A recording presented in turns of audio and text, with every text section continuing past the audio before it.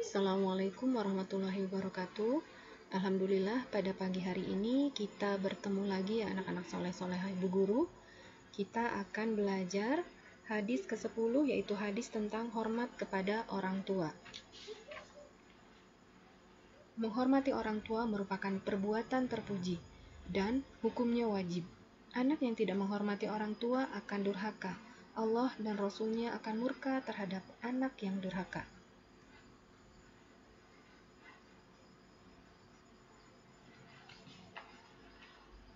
Seperti diriwayatkan dalam sebuah hadis, kalian mungkin sudah sering dengar ya.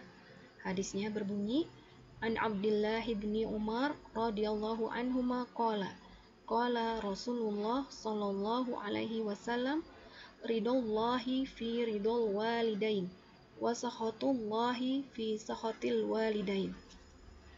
Akhrajahu Tirmizi wa sahahahu Ibnu Hibban wal Hakim.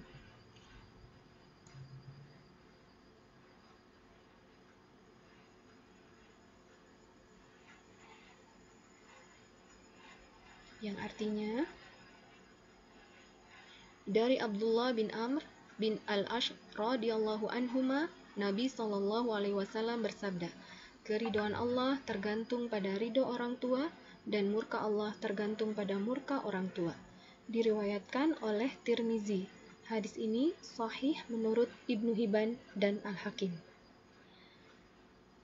Selanjutnya, kita akan melihat tayangan sebuah video pendek bagaimana keridhaan Allah itu berpengaruh terhadap orang tua. Bagaimana murka orang tua itu dan murka Allah itu berpengaruh terhadap seorang anak. Ceritanya tentang Jurais ya. Selamat menyaksikan. Di mana Jurais sedang melakukan sholat. Ibunya menjerit-jerit memanggilnya, Jurais, bantu aku.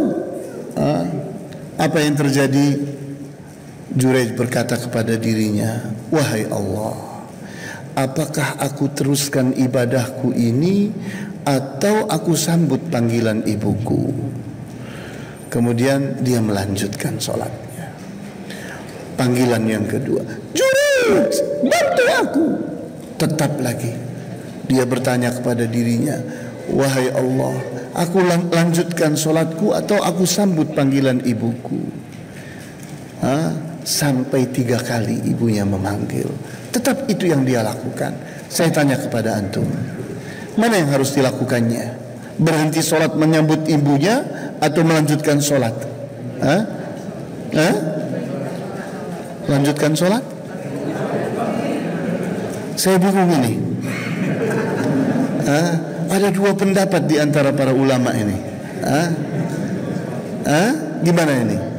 Saya tanya kepada antum. Salatnya Jurais salat sunnah atau salat wajib? Sunnah. Menyambut panggilan ibu hukumnya sunnah apa wajib? Jadi mana yang harus dilakukan? Menyambut panggilan ibunya. Karena kita harus mendahulukan yang wajib dibandingkan yang sunnah. Itu namanya orang berilmu. Karena sholatnya sholat sunnah. Kalau sholatnya sholat wajib lain lagi perkaranya. Ini sholatnya sholat sunnah. Boleh dipendekkan, boleh dipanjangkan. Nah, maka ibunya marah. Katanya, wahai Allah, jangan matikan Jurais sampai dia dihinakan oleh pelacur, katanya. Maka apa yang terjadi? Suatu saat Jurais berada di tempat ibadahnya. Kemudian di kota sana orang sedang berbicara tentang Jurais. Jurais itu tidak tergoda oleh apapun. Secantik siapapun seorang perempuan dia tidak bergeser. Terdengar oleh seorang perempuan, bagaimana kalau aku? Meskipun engkau, kata mereka, kalau aku bisa menggoda dia, bagaimana menurut kalian? Kami beri hadiah. Berangkatlah si perempuan itu dibukanya tempat ibadahnya Jurayj, digodanya, tidak mempan, tidak tergeser. Tetap Jurayj terus beribadah kepada Allah. Sehingga suatu saat si perempuan ini datang dengan bayi dan mengadu kepada masyarakat. Dia mencakar-cakar tubuhnya, menjambak-jambak rambutnya dan berkata, ini hasil zinaku dengan Jurayj. Ini hasil zinaku dengan Jurayj. Maka orang pun berdatangan, dihancurkan ma'bad, tempat ibadahnya Jurayj, hancur. Kata Jurayj, bagaimana dengan kalian? Apa yang kalian lakukan terhadap tempat ibadahku? Engkau ini pendusta. Engkau sok beribadah, padahal engkau berzina dengan perempuan ini, dan ini hasil zinamu. Seorang bayi. Baik, kata Jurayj. Kemudian dia dekati bayi itu. Dia bilang, hei bayi, siapa ayahmu? Maka si bayi itu menegakkan kepalanya, kemudian mencari. Dia tunjuk seorang penggembala kambing. Ternyata perempuan ini berzina dengan penggembala kambing. Maka orang pun menyesal. Mereka pun berkata, apakah perlu kami bangun tempat ibadahmu dari emas? Tidak, kata Jurayj. Kembalikan dia seperti yang engkau hancurkan. Maka dibangun lagi tempat ibadahnya. Ini Jurayj, wali Allah, wali Allah.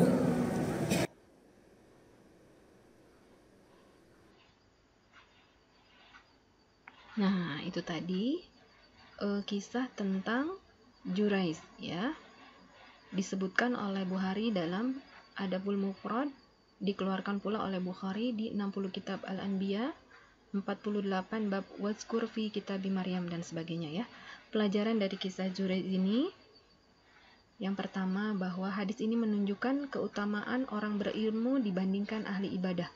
Seandainya Jurayj orang alim atau orang berilmu, maka tentu dia akan memilih untuk menjawab panggilan ibunya dibandingkan dengan melanjutkan sholat. Yang kedua, seorang anak harus berhati-hati dengan kemarahan orang tuanya, karena jika sampai dia membuat orang tuanya marah dan kemudian orang tuanya berdoa jelek, maka itu adalah doa yang sangat sekali dikabulkan oleh Allah, yang sangat mudah sekali dikabulkan oleh Allah. Dan yang ketiga, bukti doa jelek dari ibu akan terkabul karena Jurayj akhirnya dipertontonkan di hadapan wanita pelacur sebagaimana doa ibunya. Dan yang terakhir, kita harus tetap berbakti kepada orang tua, karena itu adalah akhlak mulia, lebih-lebih berbakti kepada seorang ibu.